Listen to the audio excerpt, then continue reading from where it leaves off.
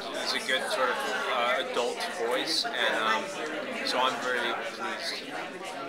Do you think you'll have any scenes? I hope Because so. that guy, you guys were friends too. I know him and Damon were drinking buddies, but I hope so. Yeah. What was their, remind me, what was their relationship like? Because I actually I have a bad memory of my They were constantly protecting their life together. But they weren't like drinking no, they the way weren't. Damon Yeah. and him do. I was a little jealous of that. Stephanie a bro. You know who could be Stephanie's bro is Klaus, but they never explored that. I thought they kind of broed out a little bit in the 20s. Remember that? Yeah. That was like a good bro out thing. And then they never like went there, which kind of bummed me out a little bit.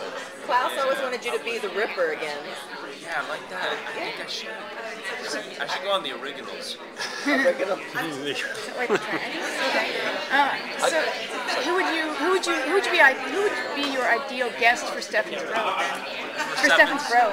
Bro? Yeah, guest star. Like, any actor? Yeah. I think bro. I just broed out with in Atlanta with one of the fellows on Walking Dead because we all shoot there, and we went out. And he's a mutual friend that I know through Ben McKenzie. His name's Michael Cuglitz, and him and I broed out in Atlanta, we could bro out on the Vampire Diaries. So, Stefan moving away from town, does that mean his friendship with Caroline is... Well, I think that eventually they'll get back and be in the same, vicinity and hopefully make out. So, is there a chance for romance this season? I hope so. I hope so. I sure as hell hope so. Yeah. I would like that. I don't have any say in this, but I'm down with Stefan making out with any. Where would you like to see Stefan go from here? Like, what kind of character growth would you like to see in him? Is there something? Well, I like shadows. I like shadows. I like shades.